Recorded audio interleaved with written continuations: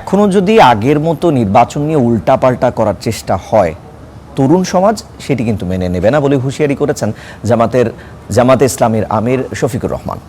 সন্ত্রাসী হামলায় আহত জামাত শিবির নেতাকর্মীদের দেখতে গিয়ে কল্যাণপুরে তিনি এসব কথা বলেছেন। জামাত আমিরের অভিযোগ, তার নির্বাচনী আসন মিরপুরে মঙ্গলবার কর্মসূচি চলাকালে নারী নেতাকর্মীদের অবরুদ্ধ করে রাখে বিএনপির নেতাকর্মীরা। তাদের উদ্ধার করতে গেলে জামাত শিবির নেতাকর্মীদের ওপর হামলাও করা হয়।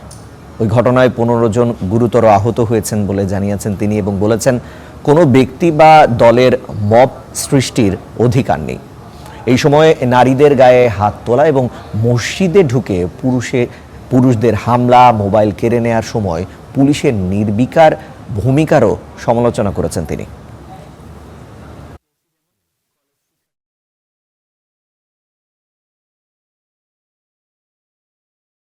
তারা আমাদের নেতাকর্মীদের উপরে হামলা চালায় দেশীয় অস্ত্র দিয়ে।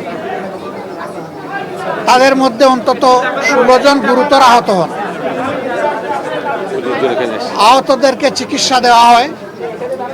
তাদের মধ্যে কয়েকজন এখানে ভর্তি আছে। একটা সুষ্ঠু নির্বাচন চাই, যেই নির্বাচনে জনমতের প্রতিফলন ঘটবে, মানুষ স্বস্তির সাথে ভোট দিতে পারবে, কোনো ভয়ভীতির পরিবেশ থাকবে না, এমন একটা নির্বাচন আমরা চাচ্ছি।